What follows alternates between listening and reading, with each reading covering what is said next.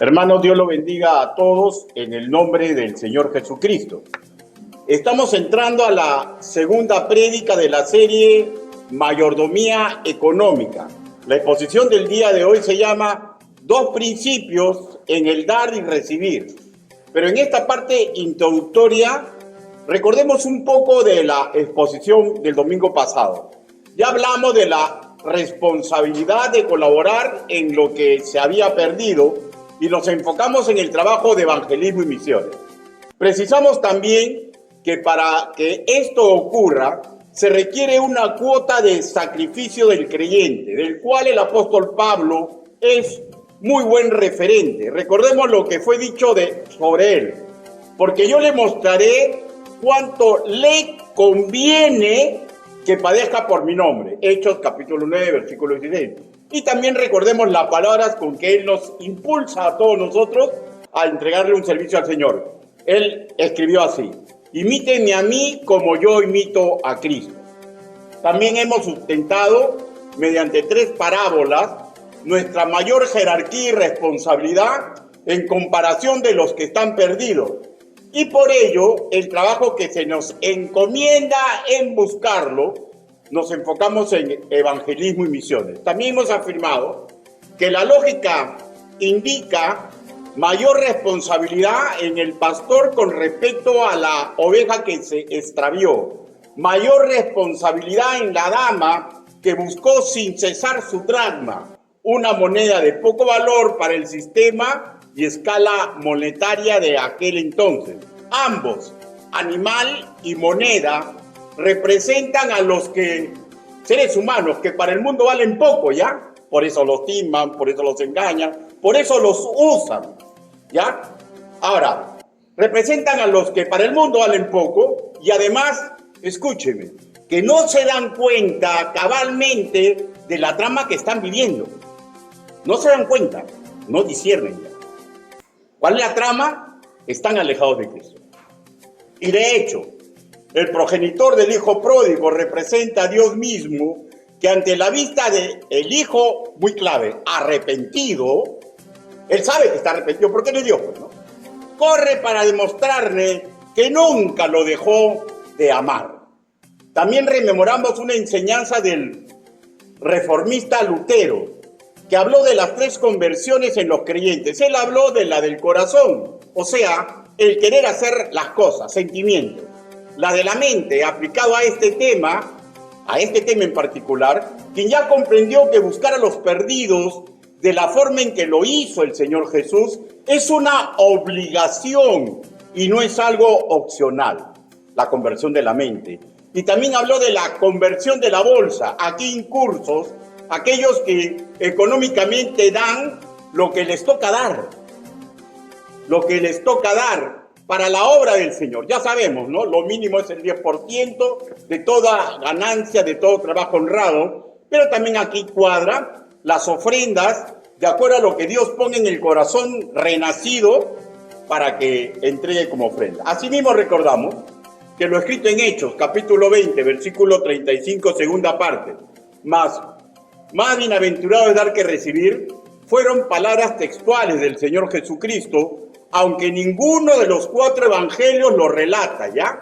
Ahora, no tenemos que dudar que son palabras textuales del Señor Jesús, porque están incursos en la Biblia también. El teólogo español Gutiérrez Martín, en su libro Cómo organizar una iglesia, le dedica todo un capítulo, ¿ya? O sea, a esto más bienaventurado es dar que recibir. Él lo llamó la 11ª buenaventura. Y podemos decir, escúcheme por favor, ¿ya? Sin temor a equivocarnos, que asimilarla es el centro de la mayordomía cristiana. Sin esta actitud desprendida de los nacidos de nuevo, o sea, como principio de vida, que más bienaventurado es dar que recibir, ¿ya? Es que es el producto de sentir la carta cabal, que es superior el dar que recibir. Si no se logra esto en el creyente, la comisión se vuelve coja desde su inicio, ¿ya? En la mayordomía económica, permita también agregar que no basta el dar y recolectar, debemos aprender a hacerlo de la manera que a Dios le agrada. Asimismo sabemos que el dinero, hermanos míos, es solamente un objeto inerte, sin vida, que puede ser usado para la gloria de Dios o viceversa. Por tanto, el uso correcto de esta herramienta sí le interesa a Dios. Y esto es notorio, pues en las Escrituras se habla bastante del buen uso de las posesiones materiales. Por ejemplo, datos estadísticos. De 38 parábolas que refirió el Señor Jesús, por lo menos 17 mencionan el dinero más o menos directamente. De cada 6 versículos de los evangelios sinópticos, los evangelios sinópticos son todos menos el evangelio de Juan, de cada 6 versículos, uno se relaciona directa o indirectamente con el dinero. Es claro, notorio, ¿no? Para un estudiante bíblico, para Dios es muy importante el uso del dinero, ¿ya? Ahora, también hemos afirmado que una mayordomía madura con respecto al dinero debe cimentarse en 3 puntos. Primero, el comprender, escúcheme, que no somos dueños de nada, ni siquiera de mi vida, ¿ya? Que el dueño de todo es Dios, primero. Segundo, que lo que administramos, vuelvo a recalcar, incluso mi propia vida, debe ser usado pensando, tú toma, para la gloria del Señor, y no para mis deseos, ¿ya?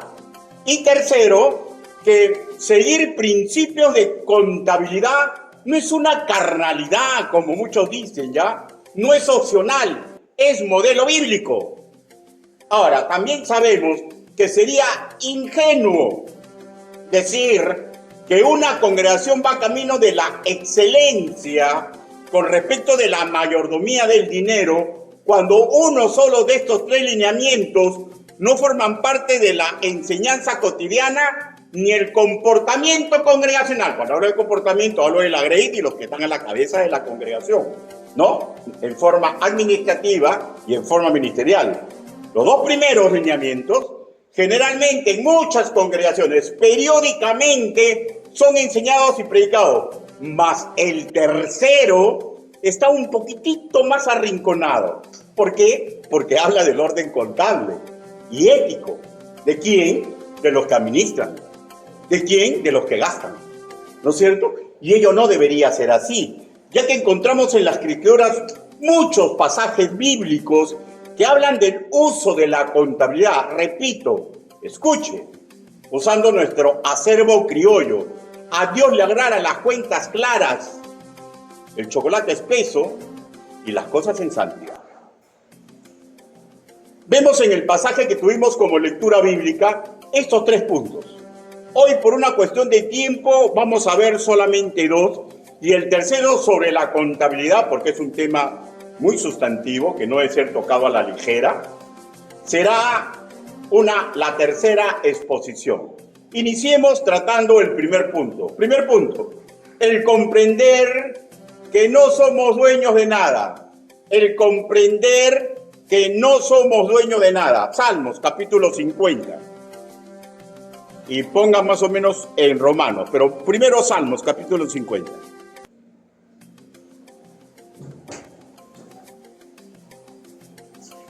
Salmos, capítulo 50.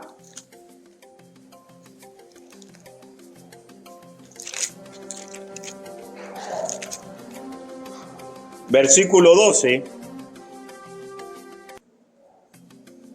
En su segunda parte. Las Escrituras dicen así. Dicen, porque mío es el mundo y su plenitud. Porque mío es el mundo y su plenitud. Ahora busquemos Romanos y ahora sí vayamos parándonos, pero cuando lo encuentren. Romanos capítulo 11.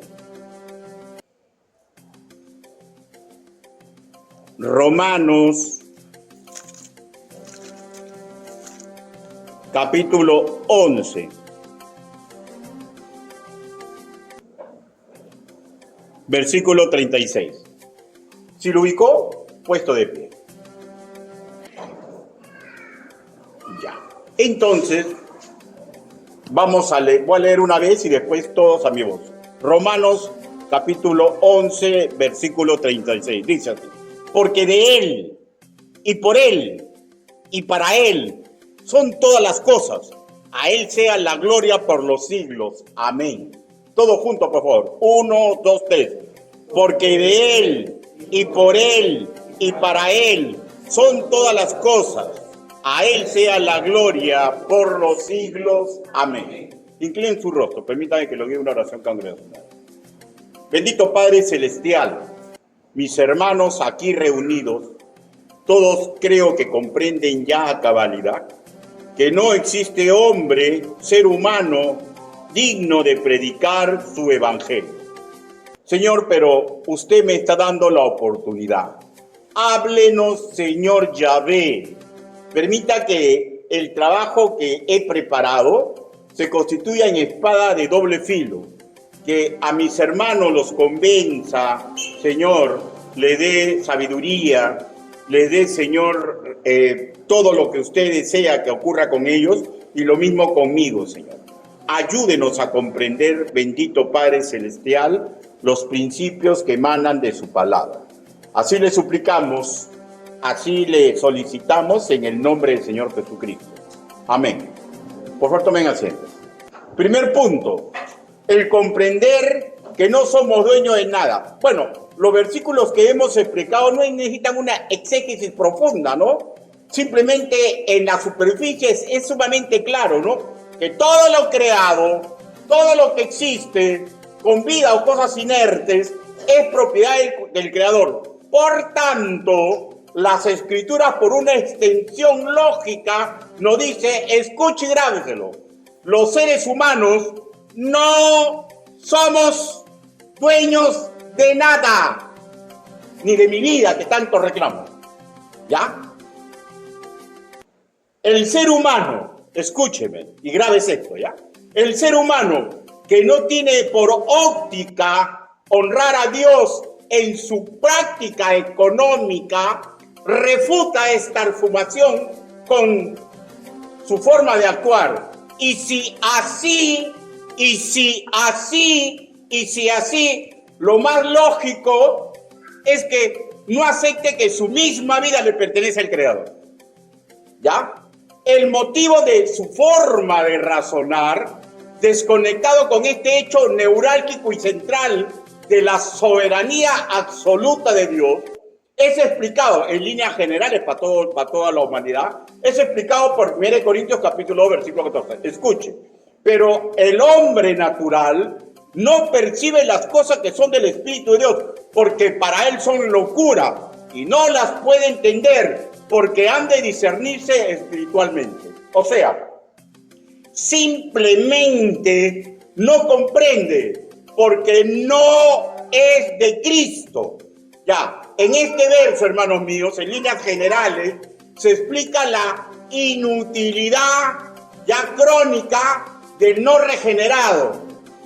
Inutilidad crónica para honrarlo como amo y señor de su vida. Pero escúcheme, pero esto mismo, que es natural para el no regenerado, es antinatural que ocurre en nosotros, pues el mismo Espíritu Santo nos convence y nos hace recordar la educación que se nos da. Por ello, lo que para el mundo es locura, espiritualmente debería ser lo más cuerdo para nosotros.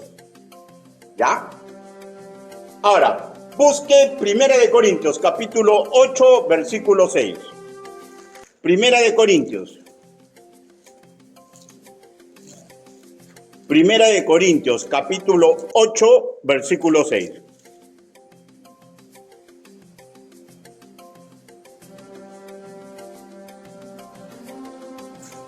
Miren lo que dice.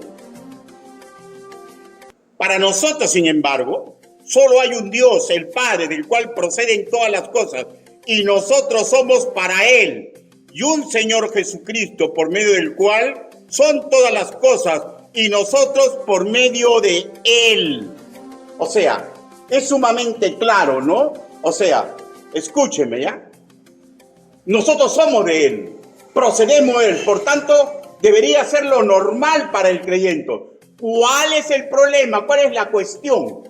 ¿No? Como decía un mexicano que ya partió de este mundo, ¿no? ¿Cuál es la cuestión? ¿Ya? El problema radica cuando no nos dejamos educar amando el viejo orden. Lo normal sería que haya una transición en un creyente de simple a sabio, de niño a madurez espiritual, a menos que, hablo de un creyente, a menos que se esté malformando por una conveniente necedad. ¿Y saben por qué? Porque la necedad, escuche y grábeselo, ¿ya? Es prima hermana, es prima degenerada de nuestros deseos, ¿ya? Ahora, por eso es, o sea, si no se está dejando educar, están haciendo deseos en ese creyente que lo están empujando a la necedad. Siendo pues Dios dueño de todo, surge la siguiente interrogante. ¿Cuál es el papel que nos corresponde con todo lo que nos rodea? Vamos a recordar los planes originales de Dios. Génesis, capítulo 2, versículo 4. Génesis, capítulo 2, versículo 4.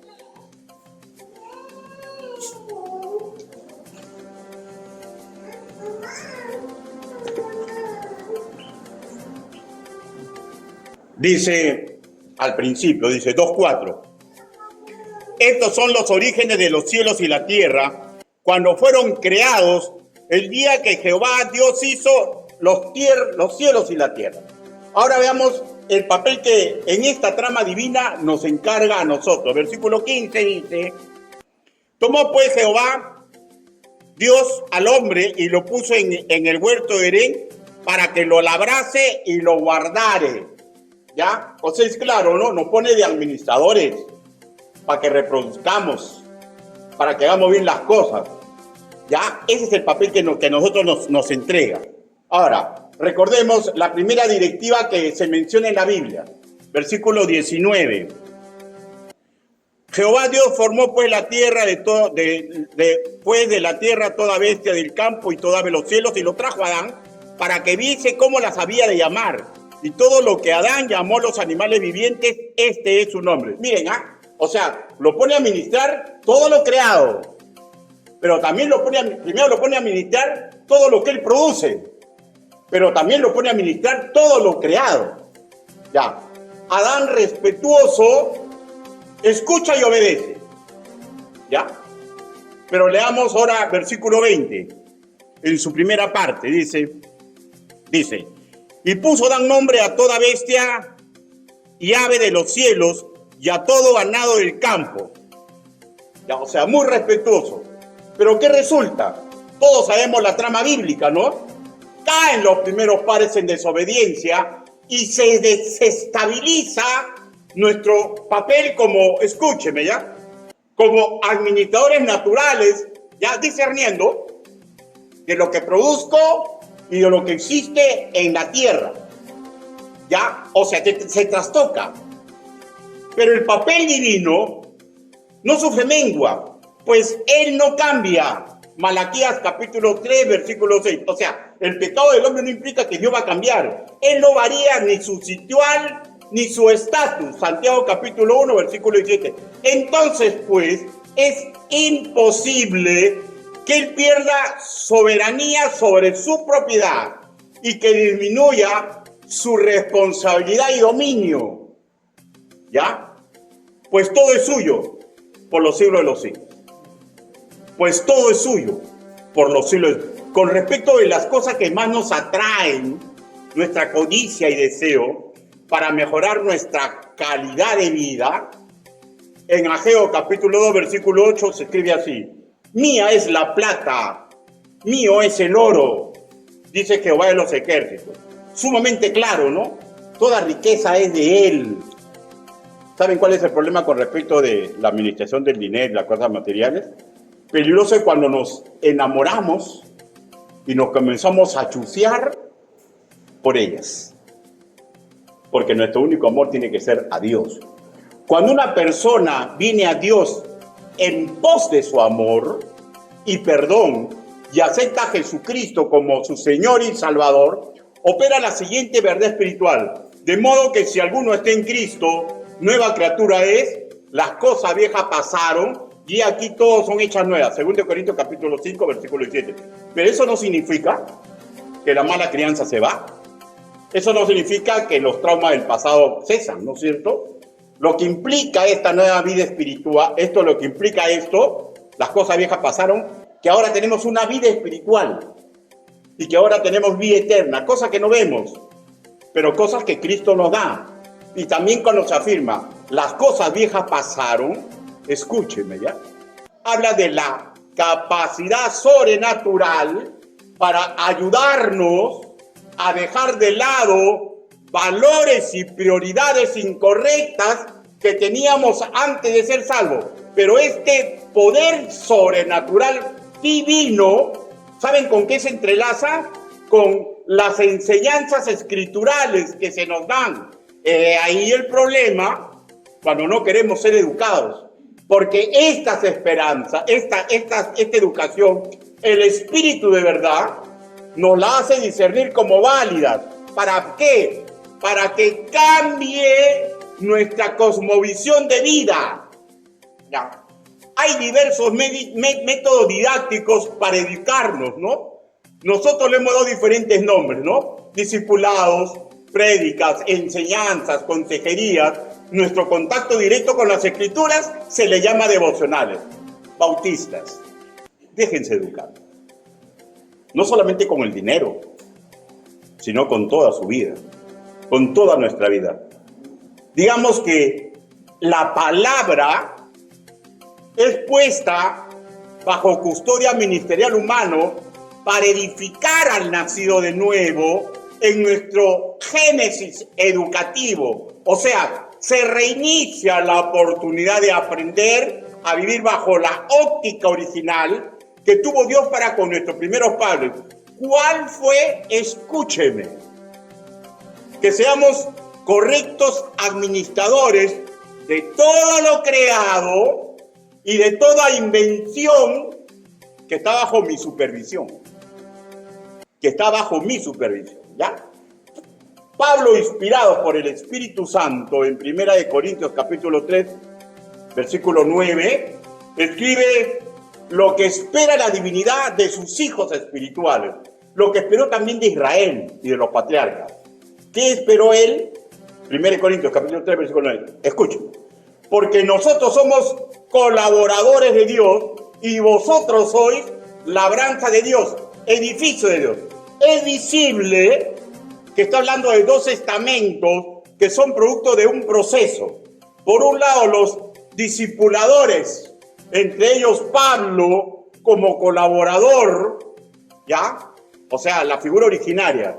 Y los que están siendo educados en la fe como labranzas en manos santas de ese edificador para que crezcan para la gloria y la honra de Dios.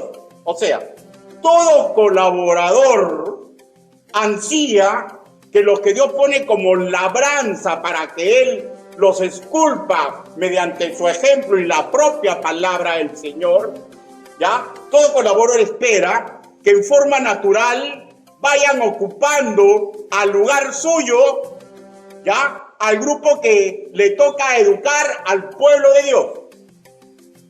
Pero a veces no se da. ¿Por qué? Porque rehuyen su responsabilidad. ¿Ya? Veamos el testimonio que se da en aquel entonces los macedonios, ¿ya? Sí, ocurrió esto con ellos, que dieron donativos, ofrenda, sabemos, para que sus hermanos en Cristo de Jerusalén, que estaban pasando extrema necesidad. Busquemos 2 Corintios capítulo 8. O sea, ejemplos. 2 Corintios capítulo 8. Les dije que pongan un separador, ¿no? 8, versículo 9. Dice así. Porque ya conocéis la gracia de nuestro Señor Jesús, que por amor a vosotros se hizo pobre, siendo rico para que vosotros con su pobreza fueseis enriquecidos. Miren cómo le recuerda, ¿ya? A los corintios, ¿no? Y después del 11 al 15, le sigue recordando, dice. Ahora pues, llevad también a cabo el hacerlo, para que como estuviste pronto a querer, así también lo estéis en cumplir conforme a lo que tengáis. Porque si primero hay la voluntad dispuesta, ya, la conversión del sentimiento, ¿no? Será acepta según lo que uno tiene, no según lo que se tiene. Porque no digo esto para que haya para unos holgura y para otros estrechez, sino para que en este tiempo, con igualdad, la abundancia supla la escasez de ellos, para que también la abundancia de ellos supla la necesidad vuestra, para que haya igualdad. Porque escrito está, el recogió mucho, no tuvo más, y el que poco, no tuvo menos. Ahora, es simple como el agua, ¿no? Les está diciendo, no se amarren a lo natural, ¿ya? No se amarren a lo natural, que porque se amarran a la riqueza que tienen, no se van a volver ricos. Y si dan lo que dice, tampoco se van a volver pobres, ¿ya? Y les pone ejemplos. Recuerden, ¿qué es lo que hizo el Señor Jesús? Es más, él había a su maestro. Recuerden ustedes cómo yo me he comportado con ustedes. Entonces, es lo que les está diciendo a los corintios, ¿no? Y pone de ejemplo a los que hacen los macedonios. El versículo 13 dice, porque no digo esto para que haya para otros holgura y para vosotros estrechez. O sea, esa es la trampa, pues, que ha puesto el mundo, la lógica mundana en el cerebro del creyente, que si doy, me voy a desfinanciar. No, pues, porque Dios es sabio, pues, ¿no? Él estipula una cantidad. Él pone en el corazón al creyente dar, ¿ya? Y para evitar que sea un potro salvaje, pone maestros que le enseñen a dar correctamente. Por ejemplo, usted sabe, ¿no? No se puede dar un santo de vistiendo a otro santo.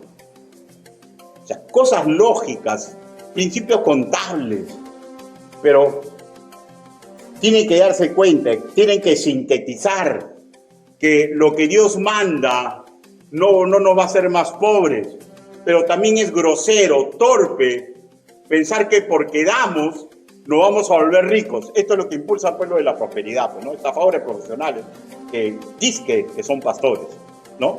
Estafadores profesionales, ¿no? Da y vas a ver cómo te reproduce el dinero. Eso es estafa, hermanos míos.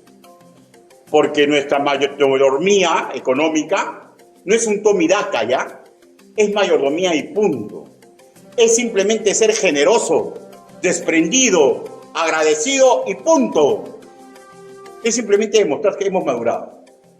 Por favor, escúchenme, miren. Pues, a veces me dicen, pero ¿por qué se preocupa tanto porque diezma? Hermano, grave es esto, ¿ya? Si la persona no ha aprendido, ¿ya?, que su dinero no es suyo y que le tiene que dar a Dios, es fijo que tampoco ha comprendido que su vida le pertenece a Dios. Por eso es que las personas, cuando no les sale como le conviene, ocurre esto. Porque esa enseñanza mundana le ha quedado, que de acuerdo a lo que yo doy, recibo. No es así. Yo puedo entregar mi vida completa y Dios ya me dio lo magnífico. ¿Qué es lo magnífico? Vida eterna. Y en el hoy, ¿qué es lo magnífico? Paz y tranquilidad en mi corazón. Porque estoy convencido que así caigan a la derecha 1000 y 10.000 a mi derecha, así sea mi familia, ¿ya? Yo estoy haciendo lo correcto y la sangre no va a caer sobre mi cabeza. Y eso te da paz en el corazón. ¿Por qué? Porque yo no puedo manejar ni siquiera cómo ladra a mi perrito, hermano mío. ¿Podré manejar a alguno de ustedes? ¿Podré manejar a alguien de mi familia? No, no. ¿Pero qué es lo que puedo tener? ¿Podré manejar a Dios? No, no. ¿Pero qué puedo manejar? Mis acciones para tener paz en mi corazón. Y el dinero no es ajeno al mismo principio de los dones, del tiempo. No es ajeno nada de eso, hermanos míos. Porque yo no soy dueño de nada. Todo es de Dios. Y ellos decidieron, los macedónicos, ¿no?, decidieron dar generosamente, ¿ya? Porque ellos habían asimilado que todo era de Dios. Pero no solamente eso, sino que habían asimilado ya que ellos tenían ya que ser colaboradores, ¿ya? En ese momento histórico, cuando Pablo está lavando lo que hacen los macedónicos están dando un paso adelante y están dejando de ser labranza y se están volviendo colaboradores. O sea, ¿eso qué significaba? Que habían crecido armónicamente en los asuntos que decía Lutero, ¿no? Sentimiento, el creer y la bolsa, ¿no? Porque si alguien da, ¿ya? Y cuando las cosas no le salen bien, ya deja de dar, quiere decir que tampoco estaba convencido. O sea, por eso, miren, todo lo que le ocurra es para que usted se dé cuenta y yo me dé cuenta cuál es mi verdadero lugar, cuánto me falta, cuán misericordioso es Dios y cuánto tengo que rehacer en mi camino. Los macedónicos habían crecido armoniosamente y sus actitudes hablaban que amaban correctamente a Dios. ¿Ya? Ocuparon su lugar. Su mayordomía económica fue una manifestación de su maduro amor. El apóstol Juan, en su primera carta, relata lo siguiente. Primera carta de Juan, capítulo 3. Primera carta del apóstol Juan.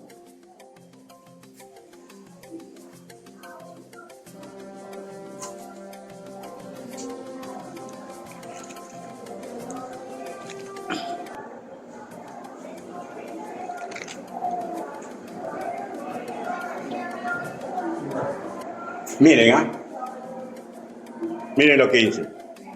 Pero el que tiene bienes en este mundo y ve a su hermano tener necesidad y cierra contra él su corazón, ¿cómo mora el amor de Dios en él?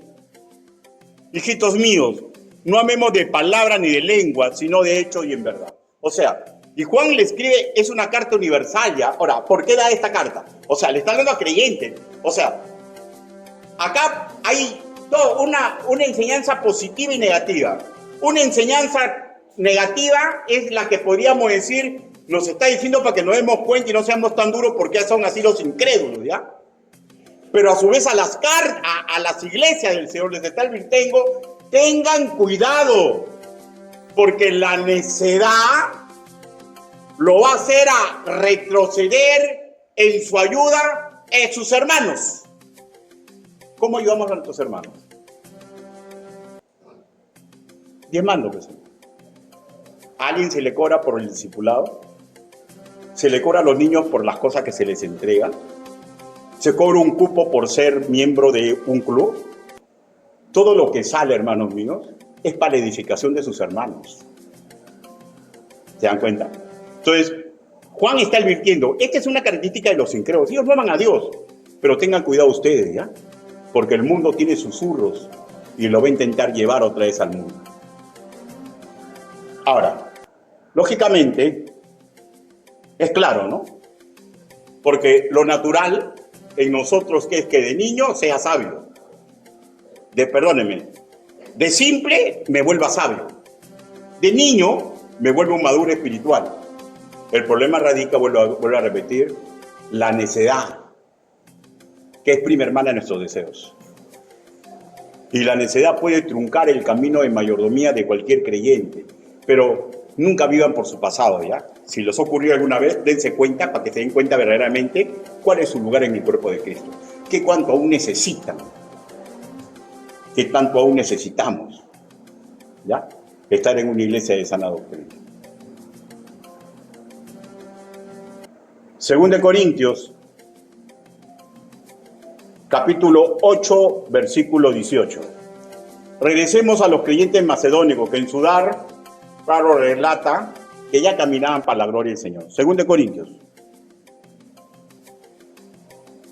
capítulo 8.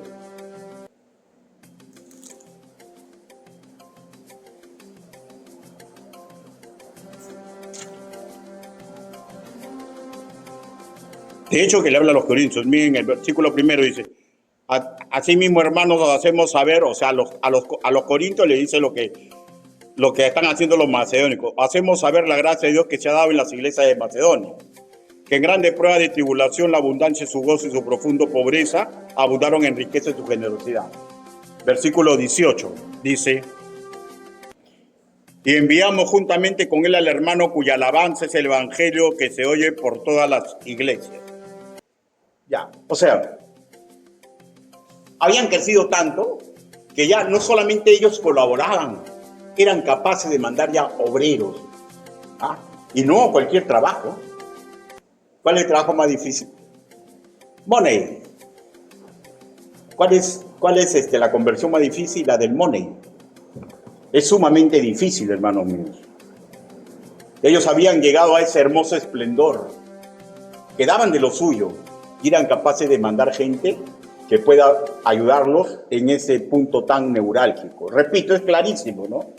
Ellos sabían, ya, los macedónicos, que Dios era dueño de todo y vieron a plenitud el colaborar con lo que estaba puesto bajo su custodia, lo que nos lleva al segundo punto. Lo que administramos debe ser usado pensando en la gloria de Dios. Lo que administramos debe ser usado pensando en la gloria de Dios. 2 Corintios, capítulo 8, versículo del 1 al 5. Dice: asimismo, hermanos, os hacemos saber la gracia de Dios que se ha dado a las iglesias de Macedonia, que en grande prueba y tribulación la abundancia de su gozo y su profunda pobreza abundaron en riqueza de su generosidad. Pues doy testimonio de que con agrado han dado conforme a sus fuerzas y aún más allá de sus fuerzas, pidiéndonos con mucho ruego que les consideramos el privilegio de participar en este servicio para los santos.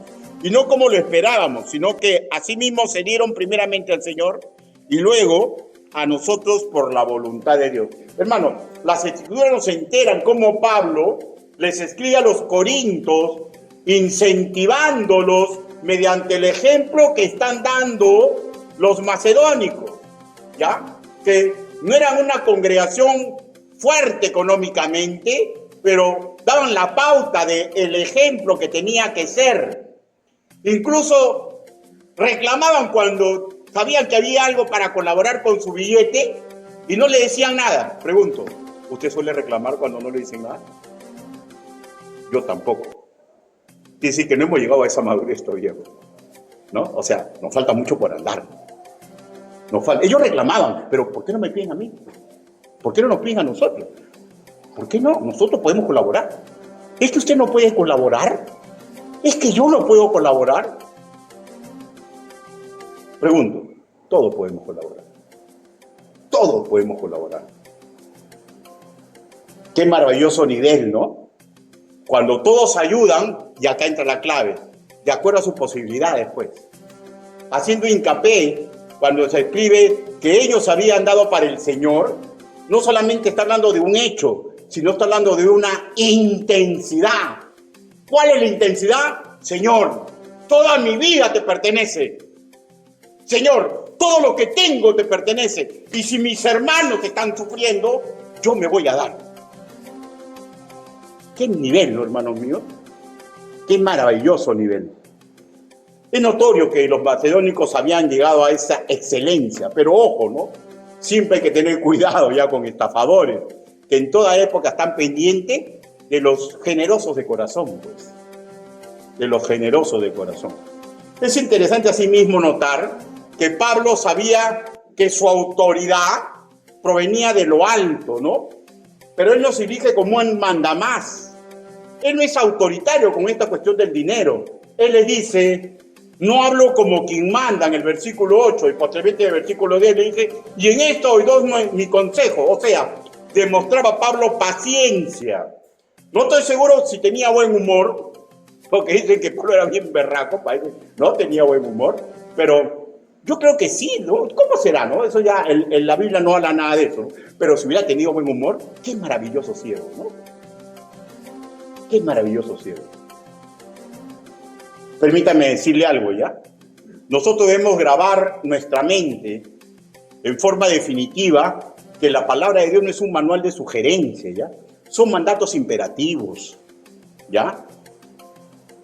Y esto era conocido por Pablo, y voy a volver a repetir. Pese a que Pablo comprendía que eran mandatos, que era doctrina inspirada por el Espíritu Santo, no los fuerza a cumplir, pero sí sigue un método pedagógico, ¿no? Que los métodos son molestosos, ¿ya? Los métodos pedagógicos del maestro Palagrey son molestosos, molestan la carne, ¿ya? ¿Qué hace primero? En el contexto porque los corintios eran bien parodia, somos de Corinto, ¿Ya? Entonces, ¿qué? Le pone de ejemplo a los macedónicos. ¿Ya? Le pone de ejemplo a los macedónicos. Por eso que de vez en cuando se pone de ejemplo de las personas que hacen bien las cosas, ¿no? Y mucho más si es un niño en la fe recién empieza. ¿Ya? Segundo, le recordó repetitivamente cómo Jesús se dio generosamente. Pero no solamente eso, pues no, porque tanto los corintios como los macedónicos sabían quién era Pablo. Pablo se daba. Pablo luchaba por su iglesia. Pablo luchaba por la gloria y honra de Dios, de tal forma que fue muerto, ¿no? Y en el versículo 7 dice,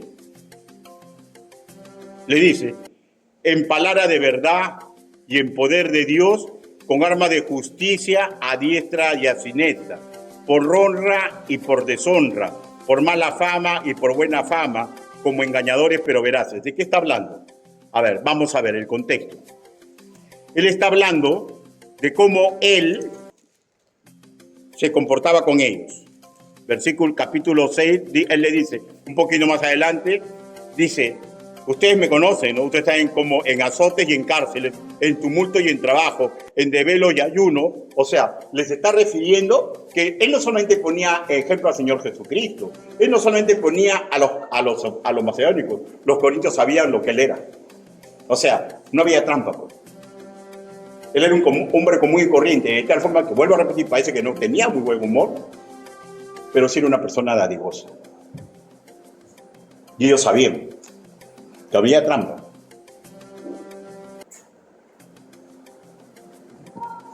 Y esto es lo que debemos comprender. Debemos comprender que en una congregación, hermanos míos, no todos tienen el mismo nivel de madurez. Pero los que ya hemos madurado, o los que creen que son maduros en la fe, ¿ya? Deben erigirse en colaboradores de Dios, para que los otros puedan seguir su ejemplo. Hermano, un maestro cristiano, y escúcheme, todos los que predican, todos los que aconsejan, todos los que están a la cabeza de departamento, por más que yo comprenda que una enseñanza o una práctica mía es 100% bíblica, tenemos que tener paciencia, ¿ya? Porque no que sea veraz, buena y beneficiosa, va a ser aceptada de buenas a primeras por la congregación. Y si queremos que lo acepten a primero, comenzamos a orar para que lo acepten a primera con mucha fuerza, vamos a resentir los corazones. Hay que aprender a tener esa equidistancia, sin ser plausibles con el pecado, ¿no, hermanos míos? Porque donde enseñamos, donde ministramos, tenemos que aprender a orar, doctrinar, dar testimonio agradable al Señor y comprender que el dueño de todo es Él, no soy yo, y ustedes tampoco. Este proceder debe ser constante en un maestro cristiano. Confiar que el niño dejará de ser niño, que el simple se volverá sabio y aprender, y esto es muy importante, ¿ya?, de tener una pena serena, sosegada, por los que ya se dio cuenta que la necedad los están ganando. Yo me doy cuenta de muchas cosas, hermano. Tengo mis penas ministeriales, que tienen que ver con mi grey. Tengo mis penas que tienen que ver con mi propia persona. Pero ¿saben lo que pasa conmigo cuando yo siento pena por lo que yo hago? ¿Qué creen ustedes que yo hago? Le pido perdón a Dios, pues.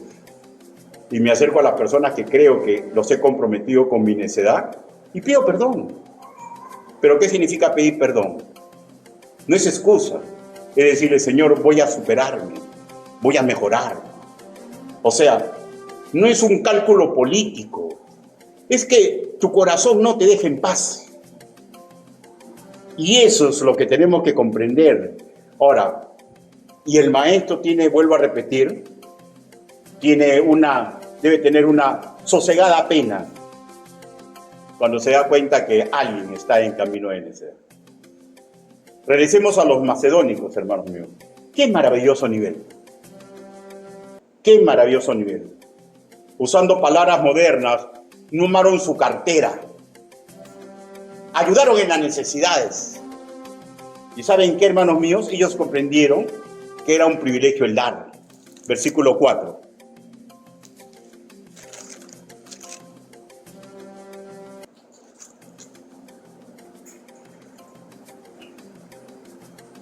¿Lo tiene, hermano? ¿Alguien lo podría leer?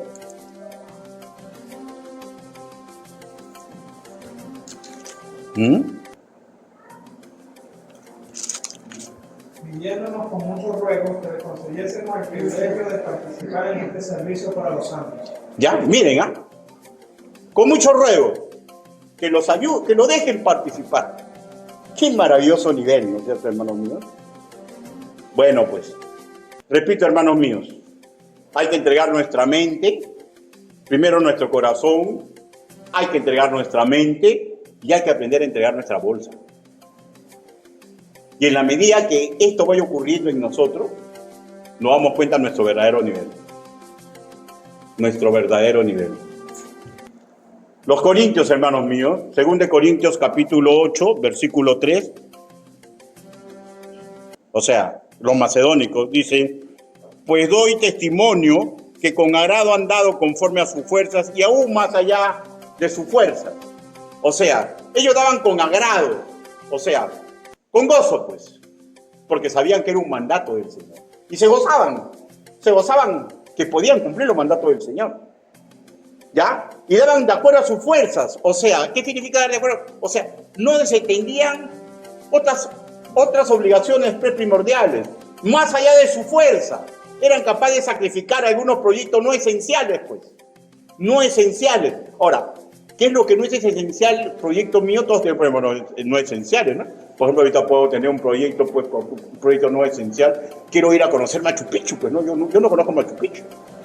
Y de repente me sale ese proyecto en mi mente, en mi corazón. ¿Es esencial que conozca Machu Picchu? ¿Y qué pasa si de repente un hermano tiene que ser operado? ¿Habré llegado a ese nivel? ¿De sacrificar lo no esencial por ayudar? ¿Habremos llegado a ese nivel? Yo creo que me falta mucho. Bueno, no se me viene porque hasta ahorita no tengo billetes para salir de viaje, ¿no? Pero de repente, pregunto, ¿habremos llegado a un nivel así? De dar más allá de nuestras fuerzas. Cuando dice más allá de esas fuerzas, son cosas no esenciales, ¿sí, hermanos? No esenciales. Los corintios tenían todo. Y Pablo, cuando les quiere enseñar, pone ejemplos. Se pone ejemplo él mismo y sobre todo, ¿no? Les pone el ejemplo del Señor Jesucristo. Conclusiones. Primero, sobre las riquezas materiales, al igual que los creyentes de Macedonia, nosotros debemos tener presente que el dueño de todo es Dios, del mundo, de su plenitud, del oro, de la plata, de todo lo que respira, incluyendo nuestra propia vida. Segundo, que el Señor Jesús dejó su condición de intocable como espíritu, tomó forma de hombre con limitaciones idénticas a las de nosotros y durante 3 años ejerció un ministerio terrenal para darnos enseñanza de amor, de perdón, de bondad, de desprendimiento. ¿Qué desprendimiento? ¿Ya? De tal forma que de 6 versículos sinópticos, ya les he dicho la proporción, ¿no? Se habla muy seguido del dinero.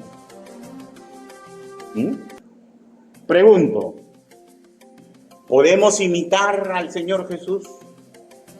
La pregunta solamente tiene una respuesta afirmativa, porque Dios no nos pide imposibles y la verdad es que la decisión siempre será nuestra. Nadie nos obliga a nada, pero el que no comprende que más bienaventurado es dar que recibir, quiere decir que todavía no ha madurado. El que comienza a dar y tiene parada de borrico, significa, mismo darse cuenta, bueno, el dinero suyo no es importante para la iglesia, ¿ya? Porque los que dejan de dar, Dios va a proveer. El dinero es importante para ustedes mismos, para que ustedes se den cuenta si sus acciones dicen que aman a Dios. Para que ustedes mismos se den cuenta si sus acciones dicen, ¿ya? Que usted comprende que Dios es dueño de todo. Porque si no comprendo que Dios es dueño de mi plata, es simple, pues, no he comprendido que Dios es dueño de mi vida. ¿Ya? Y cuando vengan mis deseos y mis proyectos,